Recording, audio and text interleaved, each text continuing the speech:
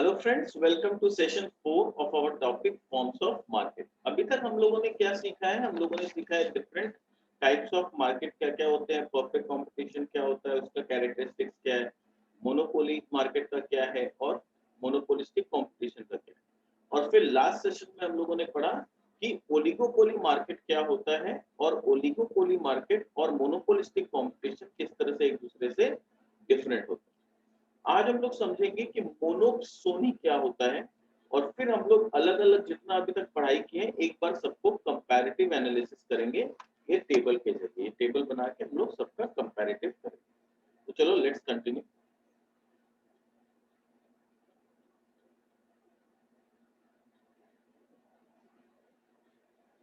So monopsony is a market situation in which there is only one buyer of a goods. तो very important क्या है, keyword क्या है?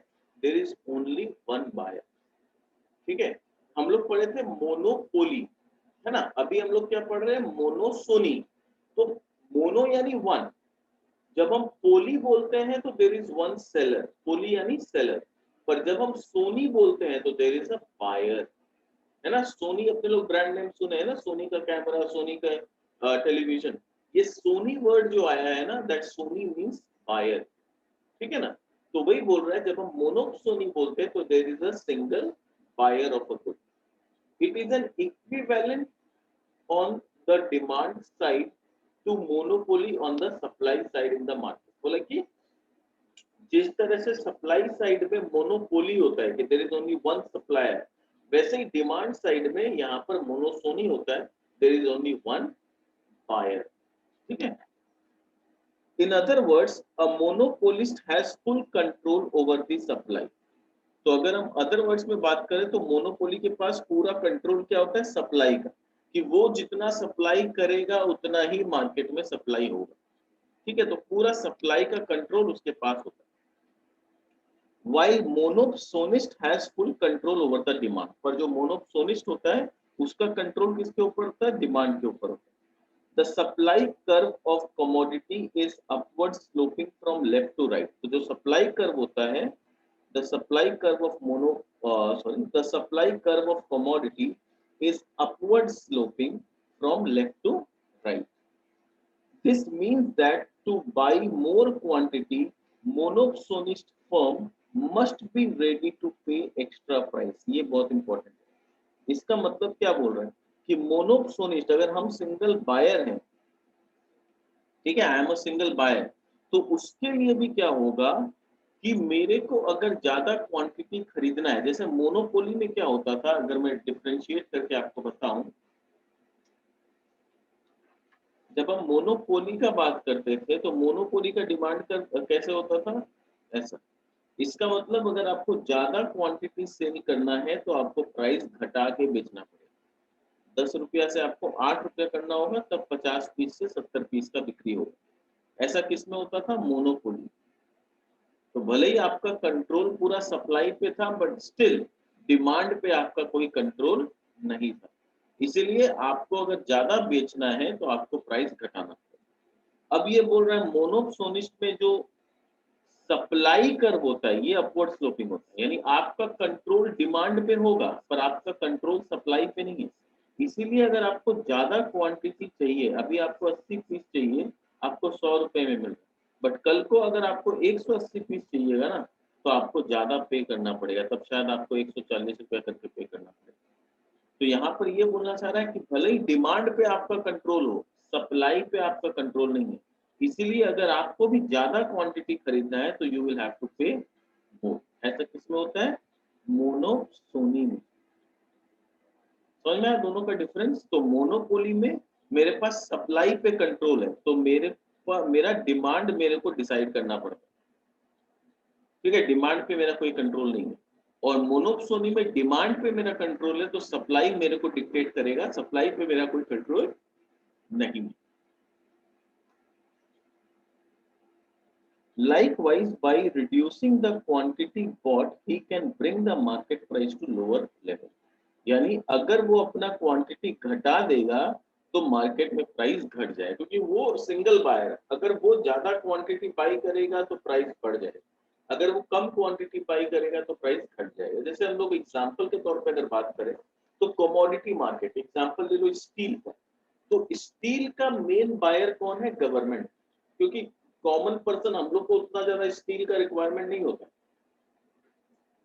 Factories और ये सब में भी होता है तो थोड़ा मोड़ा होता है। मेन स्टील का रिक्वायरमेंट किसमें होता है? इंफ्रास्ट्रक्चर। जब गवर्नमेंट ब्रिजेस बनाती है, जब गवर्नमेंट रोड्स बनाती है, जब गवर्नमेंट रेलवे ट्रैक्स बनाती है, जब गवर्नमेंट नया नया कुछ बुलेट ट्रेन और ये सब ट्रेन का कोचेस बनाती है, कंटेनर्स बनाती है, तो ये सारा इंफ्रास्ट्रक्चर पे जो खर्चा है वो नॉर्मली गवर्नमेंट करता है, प्राइवेट बॉडी ये सब इंफ्रास्ट्रक्चर पे माथा नहीं लगाता। तो अब स्टील का जो पूरा रिक्वायरमेंट है वो इंफ्रास्ट्रक्चर, तो अगर गवर्नमेंट बोलेगी कि हाँ मैं इंफ्रास्ट्रक्चर को बूस्ट देना चाहता हूँ, मैं इंफ्रास्ट्रक्चर पे खर्चा करना चाहता हूँ, I will demand for infrastructure, automatically steel का प्राइस बढ़ जाएगा। और अगर गवर्नमेंट बोलता है नहीं अभी इस साल हम लोग को कोई खर्चा नहीं करना है, हम लोग का फिस्कल डेफिसिट बहुत ज्यादा है, तो we don't want to spend money right, तो उस साल वो लोग को पता है कि अगर गवर्नमेंट खर्चा नहीं करेगा तो स्टील का कोई डिमांड नहीं आएगा, ऑटोमेटिकली स्टील का प्राइस गिर जाएगा। तो देखो स्टील का प्राइस किस पे डिपेंडेंट है? पूरा गवर्नमेंट। तो government is the almost like a single buy, जो डिसाइड करता है या इन्फ्लुएंस करता है स्टील का प्राइस बढ़ेगा या घटेगा। ठीक है, समझ में आ गया? अब इसको कंपैरेटिव एनालिसिस करके देखते हैं कि हम लोग जो अभी तक पढ़ाई किए हैं उसको एक बार एक तरह से रिवीजन कर लेते हैं। तो नंबर ऑफ सेलर पर्सपेक्टिव से बात करें तो परफेक्ट कंपटीशन क्या है? Large number of sellers. Monopoly में सिंगल सेलर, मोनोपोलिस्टिक कंपटीशन में large number of small sellers, यानी लार्ज नंबर ऑफ सेलर्स है but they are all small, छोटे छोटे दुकानदार लोग। फिर ओलिगोपोली में क्या है? Small number of large sellers, बड़े बड़े सेलर्स हैं but numbers are few. Products, products of all seller are homogeneous. Monopoly में मोनोपोलिस्ट में सेल होमोजीनियस और डिफरेंशिएटेड प्रोडक्ट। मोनोपोली के हाथ में पूरा कंट्रोल है, वो चाहे तो सेम प्रोडक्ट बेच सकता है, वो चाहे तो थोड़ा सा प्रोडक्ट को डिफर करके बेच सकता है। Monopolistic competition, products are different but are close substitutes to one another. Products सब डिफरेंट होते हैं बट फिर भी एक दूसरे के लिए वो लोग क्लोज सब्स्टिट्यूट होते हैं। ओलिगोपोली, प्रोडक्ट्स मे और may not be different from each other. Product different हो भी सकता है, नहीं भी हो सकता है, कोई श्योरिटी नहीं। Demand, a competitive firm faces perfectly elastic demand curve as shown below. Perfectly elastic demand curve यानी price is equal to AR is equal to MR, यानी आपको जो मार्केट में प्राइस दिया है उस प्राइस पे आप जितना बेच सकते हो बेच लो, उससे ऊपर बिकेगा नहीं और उससे नीचे आप बेच पाओगे। Monopoly firm has a downward sloping demand curve. Downward sloping demand curve क्या बताता है कि अगर आपको क्वांटिटी ज्यादा बेचना है तो आपको थोड़ा सा प्राइस घटाना पड़ेगा, बट स्टिल उसका जो डिमांड कर्व है वो काफी स्टीप है। स्टीप का मतलब क्या हो गया कि इलास्टिसिटी कम है, तो यानी अगर वो थोड़ा सा प्राइस बढ़ा भी देता है तो बहुत ज्यादा डिमांड नहीं गिरेगी, और अगर वो थोड़ा सा प्राइस गिरा भी देता है तो बहुत ज्यादा डिमांड बढ़ जाए ऐसा भी नहीं। मोनोपोलिस्टिक कंपटीशन में क्या है? Like monopoly, the firm under monopolistic competition also has a negatively sloping demand curve, यानी जैसे मोनोपोली में होता है मोनोपोलिस्टिक लोग का भी नेगेटिवली स्लोपिंग डिमांड कर्व ही होता है, बट उसका डिमांड कर्व जो है वो फ्लैट होता है। फ्लैट होने का मतलब इट इज मोर इलास्टिक, यानी ये लोग का क्या है, क्योंकि ऑल्टरनेट बहुत है, सब्स्टिट्यूट बहुत है, तो जरा सा भी अगर मैं प्राइस बढ़ाऊंगा ना तो कस्टमर तुरंत दूसरा के पास चला जाएगा, और जरा सा भी प्राइस घटाऊंगा तो दूसरा से कस्टमर मेरे पास आ जाएगा। तो कंपटीशन थोड़ा ज्यादा है, इसकी वजह से इलास्टिसिटी। ओलिगोपोली में demand curve here is indeterminate. हम लोग पढ़े थे ना किंग डिमांड कर्व, मैंने बना के दिखाया था। तो इंटर डिटरमिनेट है, थोड़ा देर ऐसे रहेगा फिर वो स्ट्रेट एकदम ऐसे हो जाता है फिर ऐसे, तो इसको बोलते हैं किंग डिमांड कर्व। कैसे डिमांड कर्व है? King demand curve. प्राइस का बात, uniform price prevails in the entire market and every firm here is a price taker. तो इस मार्केट में जितने भी फर्म है ऑल आर प्राइस टेकर, सबको बता दिया गया है कि आपको इतना में बेचना है, that is the fixed price, सबको उसी में बेचना है। Monopoly firm may or may not charge uniform price from its different buyers. Firm here is a price maker. तो मोनोपोली में फर्म क्या है, वो खुद डिसाइड करता है कि उसको किस प्राइस में बेचना है, और हो सकता है वो अलग अलग एरिया में अलग अलग, तो अलग अलग एरिया में हो सकता है अलग अलग रेट चार्ज करता है. Since product differentiation is the chief feature of this market, different sellers charge different prices for the product. अब मोनोपोलिस्टिक कंपटीशन में तो पता है हम लोग को प्रोडक्ट डिफरेंशिएशन करते हैं, एडवर्टीजमेंट बहुत सारा करते हैं, उसके वजह से अल्टीमेटली क्या होता है, उसके वजह से वो लोग अपने प्रोडक्ट को सुपीरियर दिखाने का कोशिश करते हैं, और सुपीरियर दिखा के क्या होता है, जैसा वो लोग को लगता है कि कस्टमर पे करने लायक है वैसा वो लोग डिमांड चार्ज करते हैं. Price of products are different here. An individual firm can influence the price. और यहाँ पर सबका प्राइस अलग अलग होता है, और एक इंडिविजुअल फर्म जो है वो मार्केट में प्राइस को इन्फ्लुएंस कर सकता है. क्यों? क्योंकि अगर वो प्राइस घटाता है तो कॉम्पिटिटर को भी घटाना पड़ेगा, ऑटोमेटिकली मार्केट में प्राइस गिर जाएगा, तो वो इन्फ्लुएंस कर सकता है price.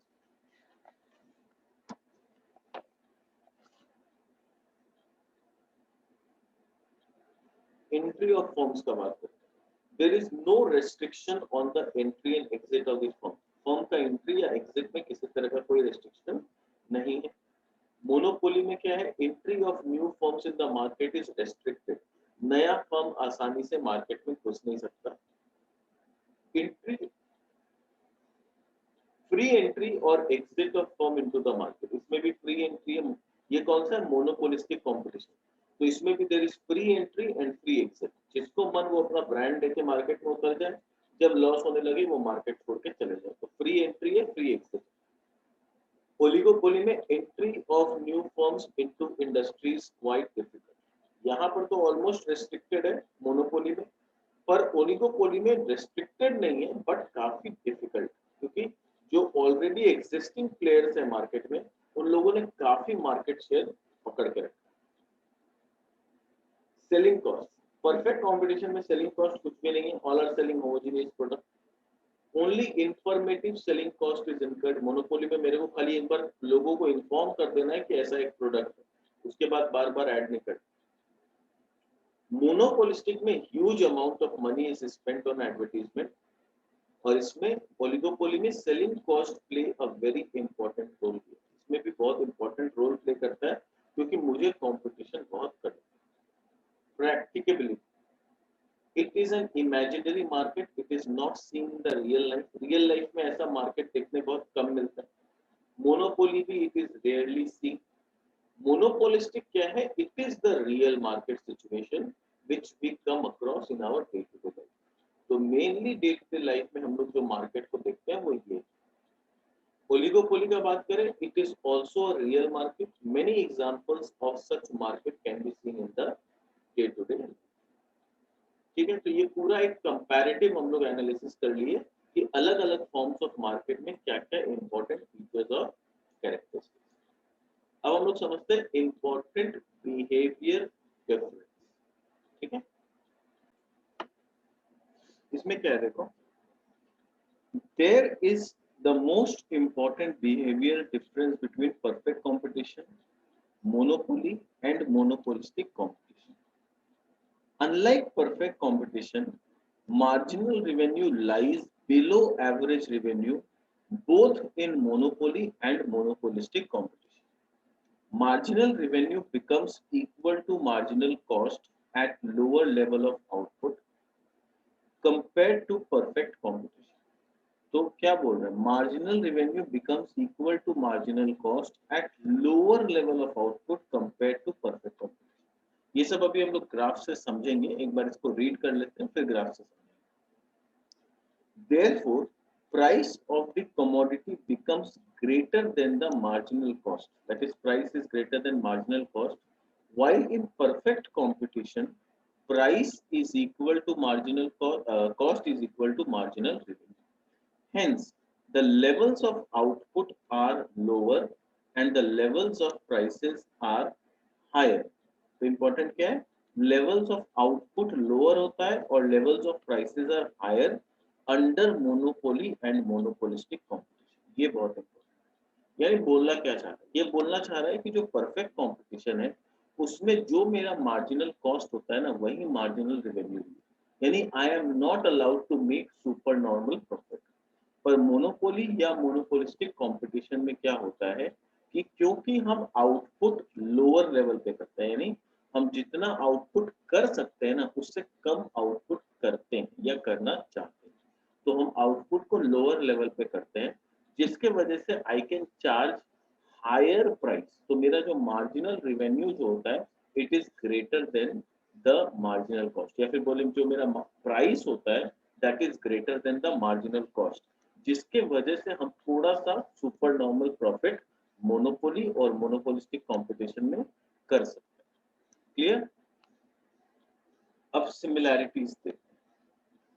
Similarities between monopolistic competition and perfect competition. Some characteristics of the perfectly competitive market are also present in monopolistic competition. तो बोल रहा है कुछ कैरेक्टरिस्टिक्स जो परफेक्टली कॉम्पिटिटिव मार्केट का है वो मोनोपोलिस्टिक कंपटीशन में भी पाया जाता है। क्या है वो characteristics? In both the markets, the number of buyers and sellers are large. There is no restriction on the entry or exit of firms from the market. In both the market, the principal goal of a firm is to maximize its profit. Each firm earns only normal profit in long run. और long run में चाहे monopolistic competition हो या perfect competition, दोनों में क्या होगा, long run में जाके अल्टीमेटली सिर्फ नॉर्मल प्रॉफिट ही कमा पाएंगे, सुपर नॉर्मल प्रॉफिट नहीं कमा। देखो परफेक्ट कंपटीशन में तो शॉर्ट रन में भी हम सिर्फ नॉर्मली कमा सकते हैं, पर मोनोपोलिस्टिक कंपटीशन में क्या होता है, जब तक कंपटीशन बहुत ज्यादा नहीं बढ़ जाता है तब तक थोड़ा बहुत सुपर नॉर्मल प्रॉफिट एलिमेंट होता है, बट लॉन्ग रन में जाके ultimately I can make only normal. Similarities between monopolistic competition and monopoly. However, since monopolistic competition is a blending of monopoly and competitive market conditions, so some features of monopoly market is also present in monopolistic competition. तो दोनों में similarity क्या क्या है? Each firm has some monopoly power. दोनों के पास थोड़ा सा monopoly power होता है. Each firm faces negatively sloped demand curve. और दोनों फर्म को या दोनों बिजनेस को क्या करना पड़ता है, अगर मेरे को अपना क्वांटिटी ज्यादा बेचना है तो I need to reduce my price. No criteria for classification of markets, यानी जब भी हम मार्केट को क्लासिफाई करेंगे तो किन क्राइटेरिया पे करेंगे। Economist have classified market on the basis of following factors: number of sellers and buyers, now nature of products, size of quantity bought and sold, and the condition of entry. When there are large number of buyers and sellers of homogeneous commodity, it is a market situation of perfect competition. ये सब already हम लोग समझ चुके हैं, तो मैं थोड़ा फटाफट सिर्फ रीड करूंगा, ठीक है ना। But if the commodity is not homogeneous but closely differentiated, it will be the case of monopolistic competition. When there is a single seller or producer of a commodity, it is called monopoly market.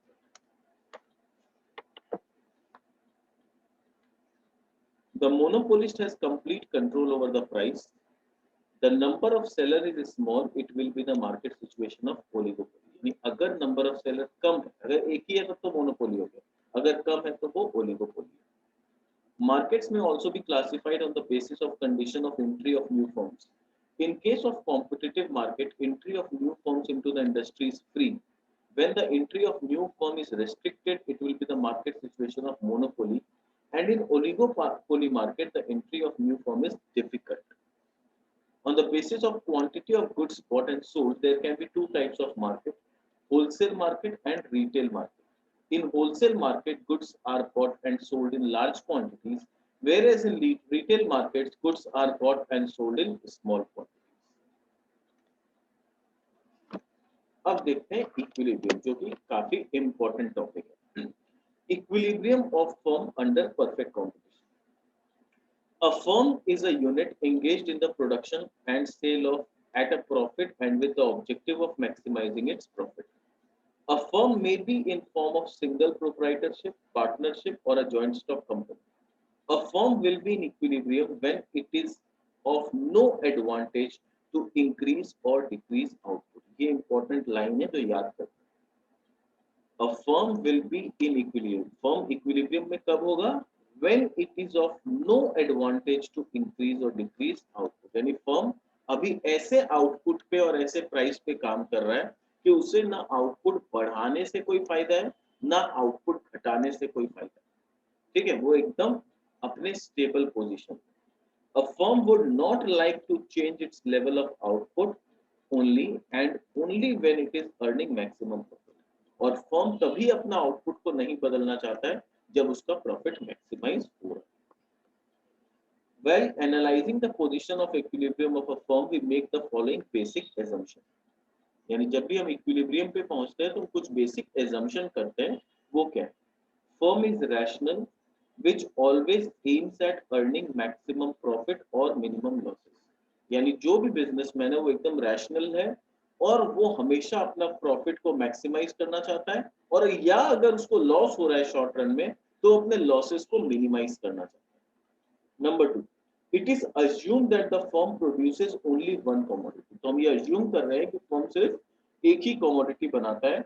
It can get the required and desired unit of factors at a given price. Number 3, another assumption of firm's equilibrium is that it can easily estimate its marginal revenue and marginal cost. Practically ये इतना आसान नहीं होता है, पर यहाँ हम लोग assume कर लेते हैं कि जो भी फर्म है उसे अच्छे से पता है कि उसका marginal revenue कितना है, उसका marginal cost कितना है. Thus, total revenue and total cost can also be calculated by the firm. Equilibrium over different time periods कि अलग अलग टाइम पीरियड्स में किस तरह से इक्विलिब्रियम होगा. So far as we have explained equilibrium of a competitive firm in a general way, now we shall discuss the firm's equilibrium under three time periods. Three time periods क्या हो गया? Market period हो गया, short period and long period. कि short run में क्या होगा, long run में क्या होगा और आज क्या होगा, market period on the spot market में क्या होगा, एज मेंशन्ड फंडामेंटल कंडीशंस. अब इक्विलिब्रियम ओवर मार्केट पीरियड यानी आज के आज. We know that market period is too short. मतलब आज के आज में क्या डिसीजन लेंगे to change the supply of the product. In this time period, supply curve of the industry is a straight vertical line. तो supply curve of the industry क्या होता है? एकदम स्ट्रेट वर्टिकल लाइन होता है, क्योंकि आज के आज में अपना सप्लाई नहीं बढ़ा सकता. इमेजिन करो एक पुचका वाला शाम को जब अपना काउंटर लेके बैठता है तो एक लिमिटेड नंबर ऑफ पुचका लेके बैठता है. ठीक है, ऑल ऑफ अ सडन अगर आप बोलोगे नहीं मेरे को आप जितना लेके बैठे हो ना उससे डबल चाहिए और आज के आज चाहिए, तो वो क्या आपको दे पाएगा? नहीं दे पाएगा. सॉरी, मैं तो आज इतना ही बना के आया. आप अगर आज ऑर्डर दोगे तो कल मैं डबल बना के आपको ला दूंगा या 2 दिन बाद डबल बना के आपको ला दूंगा. बट आज के आज आपको डबल चाहिए तो मैं नहीं दे पाऊंगा, आज तो मेरे पास इतना ही. इसको बोलते हैं मार्केट पीरियड. तो मार्केट पीरियड में जो सप्लाई लाइन होता है ना या कर्व होता है वो एकदम स्ट्रेट होता है. आप मुझे कितना ही पेमेंट कर दो, मेरा सप्लाई इतना ही है, मैं इसको नहीं बढ़ा सकता. पुचका वाला को आप बोलोगे आप 10 का 4 दे दो, मैं आपको 20 रुपया दूंगा 4 पीस का, आप मेरे को डबल सप्लाई करो, तो भी वो बोलेगा सॉरी हम आपको नहीं दे पाएंगे, मेरे पास इतना ही है. तो आप प्राइस उसको कितना भी दे दो वो अपना सप्लाई आज के आज नहीं बढ़ा पाएगा. तो इसीलिए क्या बोल रहे हैं, इंडस्ट्री से स्ट्रेट लाइन यानी सप्लाई कर्व जो होता है वो कहीं ना कहीं ऐसा एकदम स्ट्रेट लाइन. आप कितना ही प्राइस उसको ऑफर कर दो, उसका सप्लाई ये है तो यही रहेगा. ठीक है, जैसे ऑक्शन का सामान होता है. ऑक्शन में क्या होता है, एक ही पीस होता है. आईपीएल का ऑक्शन देखते हैं, महेंद्र सिंह धोनी तो एक ही, विराट कोहली तो एक ही, आप उसको कितना ही प्राइस दे दो मिलेगा तो एक, है ना. Therefore, demand curve plays a dominant role here in determining the equilibrium price. इसलिए यहाँ पर डिमांड कर्व एक्चुअली प्ले करता है जिससे डिसाइड होता है कि मेरा प्राइस क्या होगा, क्योंकि सप्लाई तो इतना ही है. अब डिमांड कर्व अगर ऐसे जा रहा है तो प्राइस ये होगा, अगर डिमांड कर्व थोड़ा और ऊपर है तो प्राइस ये होगा. तो प्राइस क्या होगा वो डिपेंड करता है कि डिमांड कर्व ऊपर है कि नीचे. तो डिमांड जितना ऊपर होते जाएगा प्राइस उतना बढ़ते चला जाएगा. तो डिमांड कर्व डिसाइड करेगा कि प्राइस क्या है. The point at which these curves intersect each other gives the equilibrium price. जैसे मैंने दिखाया, ये सप्लाई और डिमांड जहां इंटरसेक्ट किया वो मेरा इक्विलिब्रियम प्राइस है. ये डिमांड यहाँ पर इंटरसेक्ट किया तो ये मेरा इक्विलिब्रियम प्राइस है.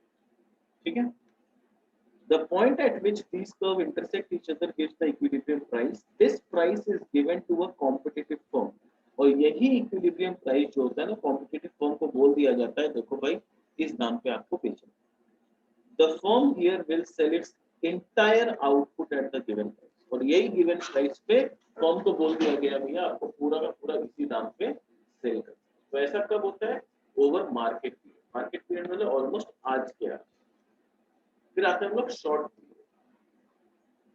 We will now understand how the firms adjust its output according to short-run price as determined in the industry. For this, the firm has to see cost of production. यानी इसके लिए firm को क्या करना पड़ता है? अपना cost of production देखना पड़ता है. Short run में अगर उसको अपना price decide करना है, तो उसको क्या करना पड़ेगा? अपना cost of production पहले देखना पड़ेगा. We know that a firm in the short run may have to bear losses.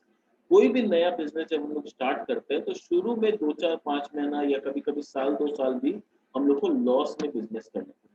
ठीक है, bear loss to the extent of its fixed cost. जितना उसका फिक्स्ड कॉस्ट है उतना कहीं ना कहीं उसको लॉस होता है. Thus, the firm in short period either tries to maximize its profit or minimize its losses. इसीलिए शॉर्ट रन में क्या होता है, फर्म को अगर प्रॉफिट हो रहा है बाई चांस तो वो कोशिश करेगा अपना प्रॉफिट को मैक्सिमाइज करने, और अगर उसको लॉस हो रहा है जो कि जनरली होता है शॉर्ट रन में, तो वो कोशिश करेगा अपना लॉसेस को मिनिमाइज करने. These two situations are discussed separately as, और ये दो सिचुएशन सेपरेटली डिस्कस करेंगे. Profit maximization figure 9.12. ये फिगर 9.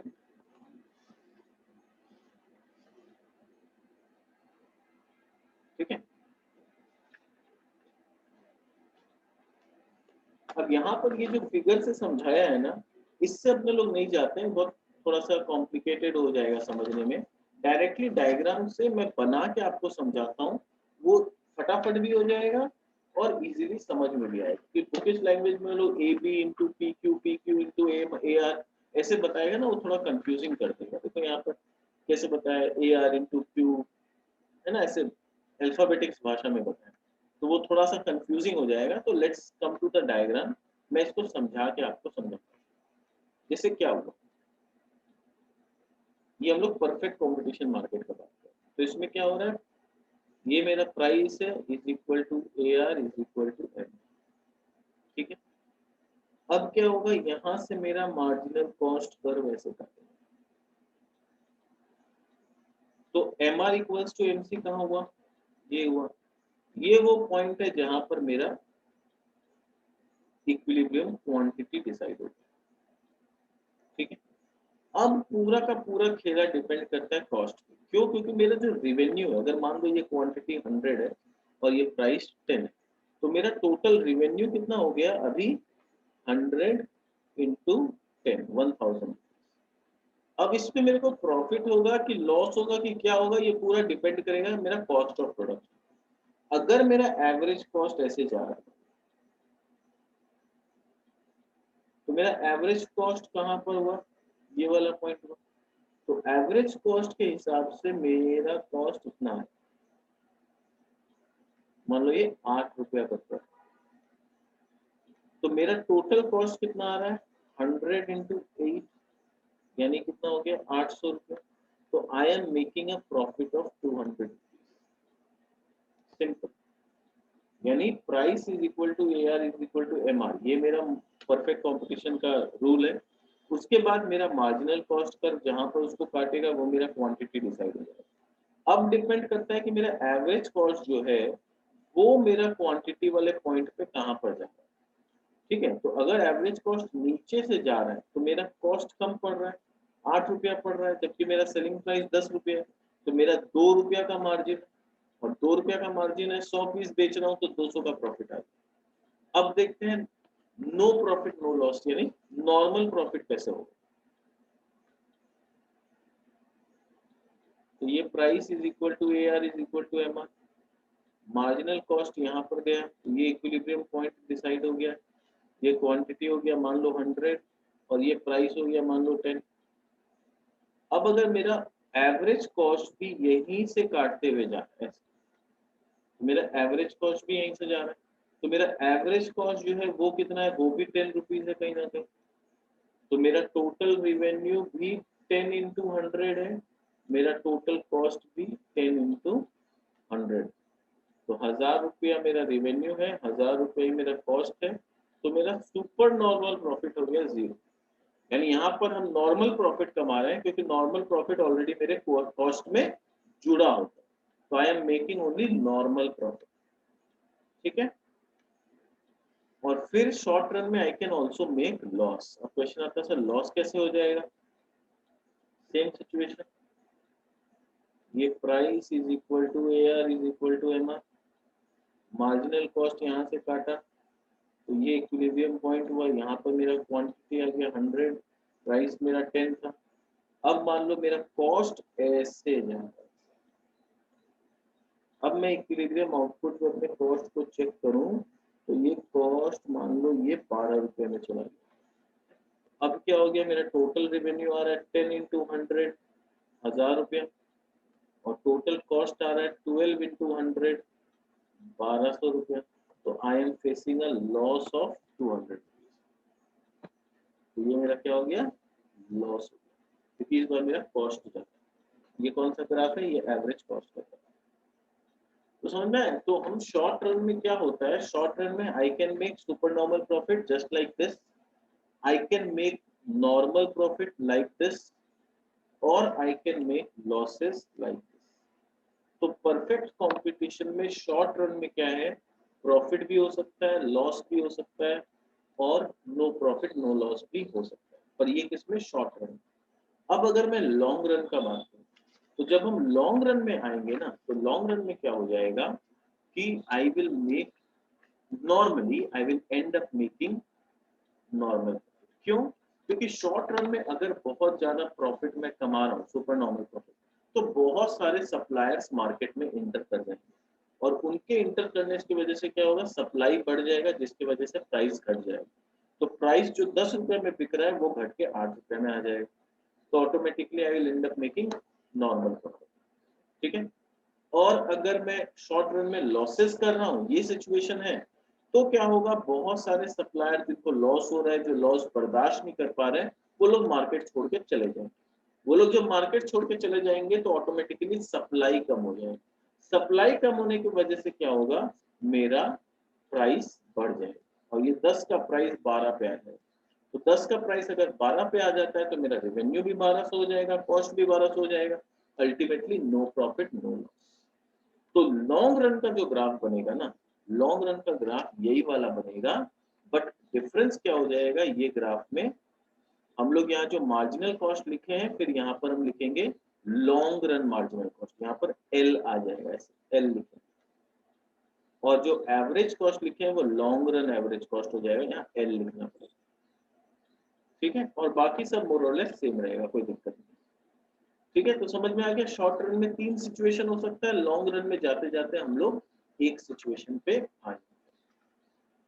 ठीक है, तो आई थिंक ये पूरा क्लियर हो गया। शट डाउन पॉइंट आप लोग को पता है, ब्रेक इवन पॉइंट मैंने आप लोग को बता ही रखा है। ठीक है, तो ब्रेक इवन पॉइंट क्या होता है, जहां पर मेरा total revenue is equal to total cost. एक बार रीड कर लेते हैं। A firm breaks even when total revenue equals total cost or average revenue equals average cost. At break-even point, firm earns zero economic profit, यानी no profit, no loss. It only earns normal profit. तो जो normal profit वाला situation अभी हम लोग discuss किए वो होता है break-even point. A firm is just covering its cost as price equals average cost. Profit per unit is zero. यानी profit per unit, extra profit जो abnormal या super normal profit होता है वो zero. लॉस मिनिमाइजेशन क्या होता है, जहां हम टारगेट करते हैं कि मेरा लॉस को हम जितना कम से कम रख सकें। लॉस तो हो रहा है, फिर भी हम बिजनेस तब तक करेंगे जब तक मेरा price is equal two variable cost. ये हम लोग पहले भी डिस्कस किए थे, जहां पर प्राइस मेरा वेरिएबल कॉस्ट के जितना होगा तब तक आई डोंट माइंड कंटिन्यूइंग, पर जहां price equals two variable cost हो जाता है वहां पर फिर क्या होगा, I will try and do shut down. तो मेरा शट डाउन पॉइंट क्या होता है, मेरा ब्रेक इवन पॉइंट क्या होता है, ये ग्राफ में देखो समझाया है, ट्राई करते हैं समझने का।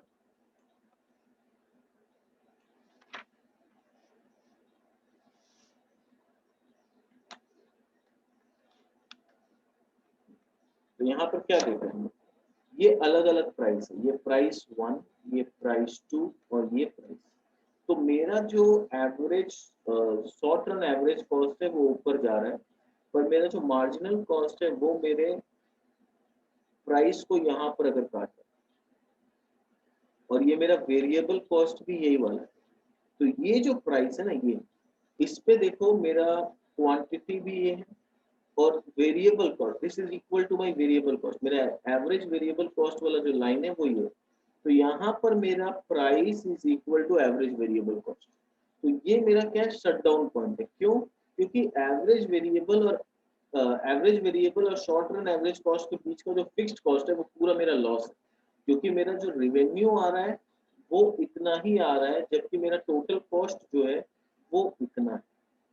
तो दिस डिफरेंस, ये जो दो ग्रे ब्लॉक्स है, ये मेरा लॉसेस है। तो यहाँ पर तो अगर मैं दुकान बंद भी कर दूंगा तो इतना लॉस होना है, तो मेरे को कोई फायदा नहीं।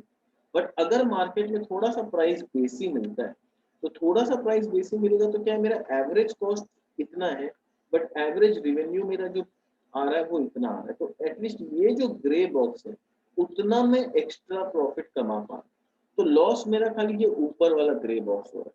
तो ये है मेरा पॉइंट ऐसा कि ठीक है, एटलीस्ट पूरा लॉस तो नहीं हो रहा है, कुछ तो लॉस मैं कवर कर पा रहा हूँ, वेरिएबल कॉस्ट से कुछ तो ज्यादा मिल रहा है मेरे को, मैं अपना फिक्स्ड कॉस्ट पूरा नहीं तो आधा तो कवर कर पा रहा हूँ। Let's continue. तो यहाँ मैं शट डाउन नहीं करूँगा। और अगर मेरे को ये वाला प्राइस मिलता है P, तो यहाँ पर तो मेरा ब्रेक इवन पॉइंट हो गया, जहाँ price is equal to total cost, यानी average revenue is equal to average cost. तो ये मेरा ब्रेक इवन पॉइंट है, यहाँ पर मैं नॉर्मल प्रॉफिट कमा पाऊँ। ये वाला जो प्राइस है P, P1 पे क्या हो रहा है, मेरे को लॉस हो रहा है, but I am minimizing my loss because I am earning this extra amount more than the variable cost. इसको नंबर से हम लोग लास्ट सेशन में समझे भी थे कि किस तरह से मेरा average cost, average variable cost और प्राइस के बीच में कनेक्शन होता है। तो जब तक price is more than average variable cost, तब तक कुछ तो मेरा कंट्रीब्यूशन हो रहा है, और जब price is equal to average variable cost तब तो शटडाउन पॉइंट है। तो शटडाउन पॉइंट क्या है, जहां पर price is equal to average variable cost. Break even point क्या है, जहां price is equal to short run average cost. ये ब्रेक इवन पॉइंट है, ये शटडाउन पॉइंट। और इसके ऊपर जब प्राइस मिलता है तब एक्चुअली मेरे को सुपर नॉर्मल प्रॉफिट कमाने का मौका मिलता है। ठीक है, आई होप ये डायग्राम से एकदम क्लियर हो गया। अभी हम लोग पढ़ लेते हैं क्या दिया हुआ है। तो बोल रहा shutdown point this refers to a situation where the price is just covering the average variable cost, यानी शटडाउन पॉइंट वो है जहां प्राइस सिर्फ एवरेज वेरिएबल कॉस्ट को कवर करता है। तो in short run, firm has no control over fixed cost. Therefore, it has to bear this cost even when output is zero. Thus, the firm can bear losses maximum up to the amount of fixed cost. ज्यादा से ज्यादा मैं loss bear करना चाहूंगा तो कितना, जहां मेरा फिक्स्ड कॉस्ट के जितना लॉस हो वो ठीक है, मैं बर्दाश्त कर लूंगा। पर अगर मान लो कि पॉकेट से खरीदने में मेरा कॉस्ट प्राइस 12 रुपया है और फिर उसको मैं 10 रुपए में बेच रहा हूँ, यानी variable cost is 12 rupees and revenue is 10 rupees, तो पॉकेट से 2 रुपया जा रहा है, वैसा बिजनेस कोई नहीं करेगा। Therefore, when the price falls below average variable cost, it will stop production in short run. वो short run प्रोडक्शन ही बंद कर देगा, नहीं करना है। ठीक है, ये शॉर्ट रन का। लॉन्ग रन में कहां पर होगा equilibrium? In long run period all factors of production becomes variable. तो लॉन्ग रन में तो फिक्स्ड कॉस्ट कुछ होता है, ये सारे वेरिएबल हो जाते हैं। There is free entry and exit of firm also, therefore the firm will adjust its output according to long run price, which is determined by long period forces of demand and supply. Long run periods forces of demand and supply, long run price ensures normal profit to the firm. तो long run price में क्या होगा, आपको normal profit मिलेगा। Therefore the firm will not incur losses in long period. तो long run में आपको losses नहीं होगा, The firm will be in equilibrium when average revenue is equal to marginal revenue is equal to long run average cost, which is equal to long run marginal cost. In long run, the firm will adjust its output according to long run price or normal price, which ensures only normal profits. In a perfectly competitive market, there is no restriction on entry and exit of firm. All firms in the industry will simply be operating at break-even point. जितने firm है सब कोई break even point पे काम कर, और उसका diagram मैंने ऑलरेडी आपको दिखाया, फिर से आप देख लो। Price is equal to AR is equal to MR, marginal cost यहाँ पर काटा, ये पॉइंट डिसाइड हो गया, एवरेज कॉस्ट भी इसी पॉइंट से जाए, तो वहां पर ही मेरा total revenue is equal to total cost हो गया। ठीक है, तो ये डायग्राम मैंने समझा दिया, तो ये रीड करने से और कोई मतलब नहीं है। ठीक है, so this was all about this chapter. Almost जितना हम लोग को समझना था हम लोगों ने समझ लिया। प्राइस इक्विलिब्रियम का जो ग्राफ है उसका सिर्फ परफेक्ट कंपटीशन ही हमारे सिलेबस में है। मोनोपोली और ओलिगोपोली ये सब का जो ग्राफिकल इक्विलिब्रियम वाला पॉइंट है वो हमारे सिलेबस में नहीं है। ठीक है, तो जितना हम लोग समझना था चैप्टर में we have done thing. I hope ये आपको एकदम क्लियर हो गया होगा। अगर कहीं पर कुछ कंफ्यूजन है तो आप इस वीडियो को दोबारा से रिवाइंड करके देखो, एक बार दो बार देखोगे तो आई थिंक एकदम आपको क्लियर हो जाएगा। ठीक है, चलो मिलते हैं हमारे नेक्स्ट सेशन में किसी न्यू चैप्टर के साथ। तब तक के लिए बाय बाय।